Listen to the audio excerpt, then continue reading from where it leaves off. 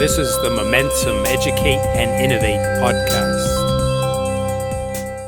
Welcome to the podcast for community. My name is Lola Gonzalez with Momentum, and we are interviewing today Val Robus, who has a lot of experience of being a radio podcaster. So she'll give us some insight and tips. Welcome, Val. Thank you, Lola. Thanks for having me.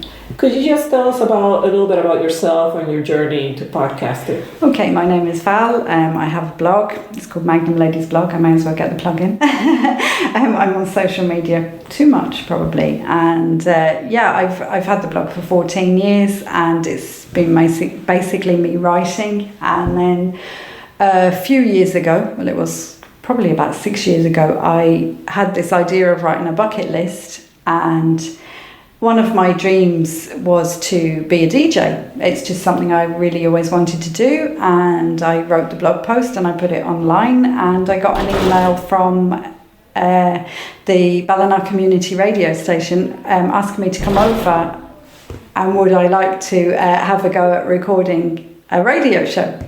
So off I went. I didn't need to be asked twice. It was just, it was one of my dreams. So off I went. It was meant to be a one-off show. I loved it so much. The bug kind of bit me, and actually the lady that ran the radio station said that it would. And I just carried on for about 2 or 3 years, just having a regular show on the community radio. Wow, an amazing story. Did you have anyone inspire you at the beginning that you thought, I'll get into radio podcasting, or after you were at it for a bit? I suppose I've always listened to the radio. My uncle was big into radios. There was, he couldn't fall asleep without the radio playing. So he used to listen to the world band radio, and they used to have the shipping forecasts and stuff like that. And I don't know whether it just made him sleepy or what. And then when I was about 14, I got a CB radio with the massive aerials. And it was a great way to connect with people. I remember the aerial was on a biscuit tin, actually. And you used to hang it out the bedroom window to see, could you connect with anyone in the area? And you ended up meeting with people, and it was great to do that. So that was probably the beginning. And then, as I say, it was just something I always wanted to do. And there are quite a lot of community radio stations out there that are crying out for volunteers to have a radio show. So if you've ever wanted to have one, drop them a message. They'll probably be only too happy to hear from you. The one I went to, Ballina Community Radio, she actually trained me. Adele trained me on the mixing desk. She trained me how to put the music in as I was talking, and the jingles and everything. And it was brilliant because you got an insight into actually how a radio station works. And I'm telling you, live radio isn't for me. I was way too nervous. I think I did one live show, and then that was it, because I'm not very good. I'm not very quick. And you need coordination, actually. So you're trying to slide different things to bring the radio in and the voice down. Mm-hmm. So I only did probably one live show, and the rest were pre-recorded because there were too many gaps. And they call that they call it dead air. So you don't want any dead air. You need to keep it flowing all the time, and I couldn't do that. So it was just, it's handier for me to do a pre-record. And then if you do need to edit it, you can. Because you're bound to get bits where you trip yourself up. I know that you recently did a project called the Hands of Sligo. Could you tell me a little bit about that experience? Yeah, the Hands of Sligo, it was part of the Creative Ireland Fund, and it took place over the summer. So I'm a photographer, that's my background, and this was to meet people in older age and find out what they were doing. But I didn't just want mine to be a photography project. I wanted it to have some kind of story behind it, and I've actually done that with every project I do. It's always more than a photography project. So I decided to record the people that I met. So I actually met 50 people from all over Sligo. I was on the road a lot, but I didn't want to turn anybody down because everybody came to me, and actually they came to me through radio. I was interviewed on Midwest Radio in particular, and I said that I was looking for people just for me to take a photo with their hands and maybe do a voice record for my project, and my phone didn't stop ringing. So there's the power of radio right there, that the people that I needed were all listening to me. And they all phoned me, so I didn't actually have to go looking for anybody. Everybody volunteered willingly. And they knew what the project was about, and they were so happy to be included. So the exhibition is still running at the moment in Tubbercurry Community Library, so that's great. But anyway, I'm going off tangent, which is what I tend to do. So I turned it into a bit of a podcast as well for the people that wanted their voices to be heard. And not everybody did, and that's fine because everybody's different. But some of the stories that I heard were just amazing. There was the lady that she was 92. She was the youngest of 20 children, and she was an auntie when she was born. So, I mean, could you imagine being the youngest of 20 children? But she told me her wartime memories. So she told me about her mother putting grated carrots in the tea to make it go further, about making sheets from the flour sacks because they didn't have any sheets. And she told me about the rationing and sending a turkey to her brother because he didn't have anything to eat. It was for his Christmas dinner. Sending a turkey through the post. So it was That's a tough one. Yes, it was a tough one. So it was just about connecting with these people, and the biggest thing was that they all felt so isolated. Maybe some of them had families that don't live near them, and certainly through COVID, people stopped talking to people. So to actually go and sit and speak to people and give them their moment. And they really enjoyed it. I really enjoyed it. I thought it was great. I just became inspired by these people. And there's one woman and she's learning how to play the tin whistle. She's never played the tin whistle in her life, but she's retired now, so she has time. And she wanted to do something for her and to meet people and to keep her active. So she also climbs mountains. I'm like, these people are amazing. Yes, definitely. I think I would have thought when I retire, I'd probably just sit and eat cakes. Probably similar to what I do now. But like, they're climbing mountains. They're doing everything. They're just amazing people. And it's the podcast really that gives them the chance to share their stories. Right, yeah, it's a way to connect and inspire each other. Absolutely. So. And you really don't know what you have in common with people until you listen to them. Mm-hmm. And sometimes you might be surprised at exactly how much you have in common with people. Yeah, and eating cake is not so bad. No. There should always be cake. I'll do that. Yeah. Have you heard of any programs in Ireland that help someone who's interested in podcasting? Yes, I have actually. The MSLETB, which is Mayo Sligo Leitrim Enterprise Training Board, they have, they did have a podcast, and that was podcast and social media training. So, which was why I didn't go for it, because I work in social media, so I didn't really want to do anything else along that lines, but I would have loved the podcast bit. And I do think they're two completely standalone projects, if I'm honest. I don't think they should be connected. There was also one through SkillNet. I don't know how you get through training with them. I think you just apply, and they had a standalone podcast one. So I'd really recommend that. But you could just do what I did and go along with your phone. When I was doing the podcast, I just had a voice recorder on my phone and just press record, because I didn't want to be going into people's houses with a load of equipment. And I think sometimes people can be very much intimidated. I know the first time when I stepped into Ballina Community Radio Station, I nearly had a panic, because there was mixing desks, there was a computer, you were getting a live feed come up of the news. If people were texting in, you'd see the text. It's an awful lot to deal with. And then you have to slide all the switches, which Ballina Community Radio were great, because they showed me how to do it. They trained me how to do it. And everyone's a volunteer. And actually that community radio, that started because the man who started it always wanted to be a DJ. But there was no community radio station, so he started his own one.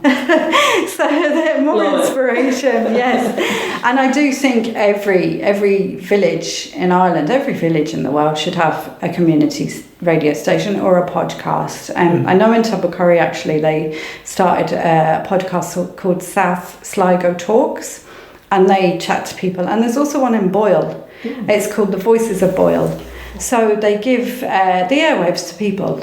Someone will interview them and they'll just have a chat. And it could be about something that's happening in the area. It could be just about something that they want to say. You know, so it's a really good way of doing it. And I expect with the podcast, you see, you don't have to worry about the licensing, the music, where you would with a community radio station. It's two totally different things, but the same outcome, really. You get to share your views and your voice. Right, yeah. I would love to start a community podcast in Leitrim. Yeah, it would be great. But there's so many people that you could speak to, and there's so much happening. And I think as well, it could be for all ages, you know, you could have younger people as well, because they have a lot to say and maybe don't have the space to say it or the people to listen. So a podcast would be fairly easy enough to do, she says. But certainly the community radio, I know that's more difficult. There's licensing laws and it's a whole different ballgame, you know. But it's still, there's a lot of different community radio stations out there that you could go to and ask their advice, and they're only too happy to help because it's not competition, it's collaboration. Yeah, definitely. And I'm glad that you're bringing up the point that a community radio is different than a community podcast. And completely different, yes. The podcast would just be the voices. Right. You don't have to worry about the music. I know with Ballina Community Radio Station, they're very strict on, you had to write down every single track that you played, you have to write down the amount of time that it runs for, and you have to send that off to the people that give you the license, because they need to know, there's royalties involved, you see. They need to know what music you're playing. And so it's very different. With the podcast, it's just a voice. There's no issue about copyright. You might have with a jingle, but there's some copyright-free music out there that you could make a jingle from. And actually, we did a jingle for my radio show, and it was just a bit of copyright-free music. And my future son-in-law actually just doing the voiceover of the name of my show. So we put a bit of an echo on it, and it sounded actually quite good. So you don't need to go too over the top. I think sometimes if you get fixated on the equipment that you need, you won't actually do it because you've talked yourself out of it. You're like, I don't have the budget. I don't have the equipment. Right. Whereas if you go, I have a phone, I have a voice recorder on it. There's a free program online called Audacity where you can put your recording into it and even out the levels, because sometimes if people are laughing, it goes higher or whatever. It just smooths it all out, makes it a bit more friendlier to the ears. You don't really need to. I mean, sometime during COVID, actually, I couldn't go to the station in Ballina Community Radio because of COVID. We could only stay within our area, and I used to record it in my car.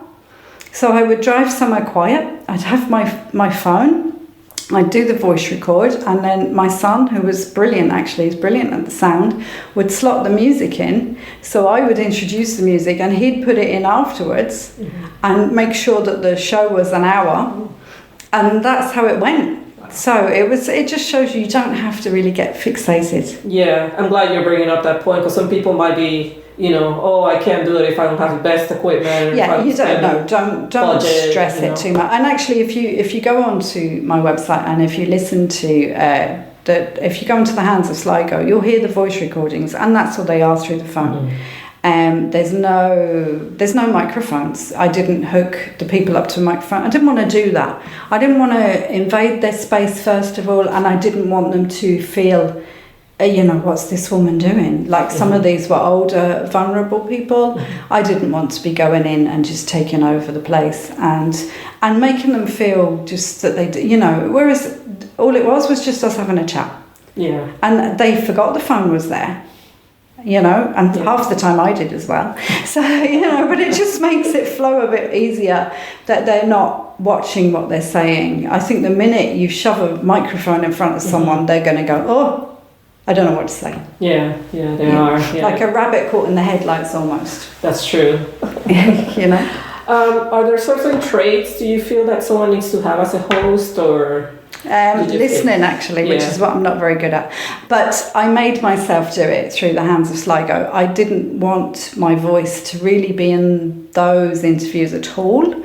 I wanted it to be the story of the person, not me, because I talk enough anyway, and people don't need to hear me talking anymore. So I tried not to speak, and I actually said to the people beforehand, I probably won't speak. Sometimes I did, or if I felt they needed a bit of prompting, I would maybe just give them a little prompt or ask them a question. So that was one thing. I just think to do that, to actually listen and to engage if you need to engage with them, but to make sure that they feel heard. So that's probably the biggest one, just listen. It's good to know that. Any challenge that you had personally being a radio host? Anything that you can share that you feel?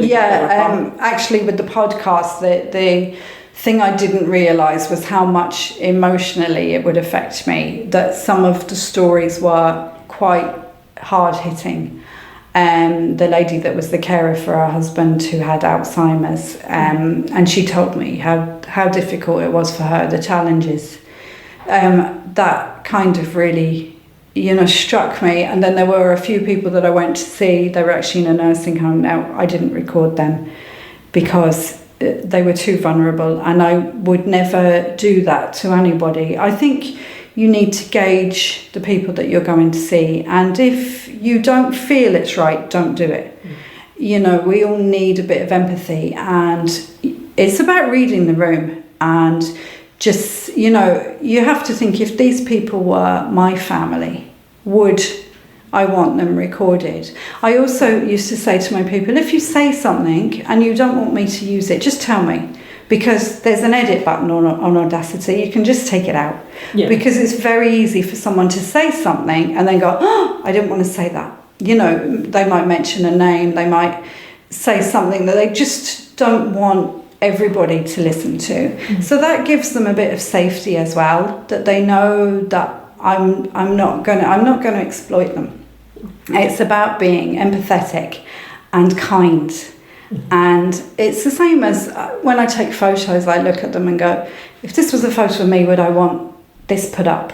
And if the answer in my head is no, I won't put it up. And it's the same with the voice recordings. Right. And I do think, you just think, what would you do? What would you think? Or how would you like to be treated? Yeah, exactly. You have to put yourself in that position. Totally, yeah. Yeah, because you're very vulnerable, sharing your own story. 100%, yes. And it is. And some of these people that you're dealing with might never have been interviewed or spoken to about anything. I also think, I know when some people do interviews, they have a really rigid line of questions. And I think sometimes it's better just to go with the flow. Mm-hmm. That you're going to get more out of people when you just let them speak from their point of view. Then you're not kind of cutting off the topic or going on to something else. So just sometimes organically is nice. Unless you're like me and you can't stop talking. Do you know? That's a great tip, though. That was my next question. What kind of tips can you give someone? Yeah, definitely that. I mean, I do know, certainly if you've got a celebrity, there might be certain questions that you want to ask them. Mm-hmm. But I do, and I have interviewed people for a magazine, and I've always done it the same way. I never would have any questions written because I want to find out about them. And if I've got rigid questions, I've already got in my head what I think about them, and that might not be right. Mm-hmm. So if I actually sit and chat to them, I get more out of them, and they relax more, and they'll tell me more. Yeah. And I always find that's the best way to go. Mm-hmm. It's a much more interesting interview, and you don't get the same that everybody else has got. That's true. I agree with that. So is there anything coming as far as more podcasts? No, not for a while. Although, I mean, if ever I do hear an interesting thing, and I had it actually at my exhibition opened a couple of weeks ago, and I did have it where there were two gentlemen and they just saw a thing on the wall about Storm Debbie in 1961, and they both started talking about their memories of it, and I went, hold on, and I started recording them. Because actually the following week there was a Storm Debbie. But they remembered the 1961 storm and they were talking to each other about it. Mm-hmm. So I have that recorded and it's gone up as a podcast. Oh, I love that. I would like to do more of that. I think there's so many interesting people. So don't be surprised if you ever meet me sometime and I shove a phone in your face and go start talking. Because that might happen. I love it. Anyways, we'll have you here for a Leitrim podcast. Yeah, you never know. Watch this space. Yes, exactly. Yeah. Well, thank you so much for sharing your story and your journey and giving us tips on podcasting. It'll be very helpful to our audience for community. Thanks very much, Lola, for having me. Thank you, Val. This is the Momentum Educate and Innovate podcast.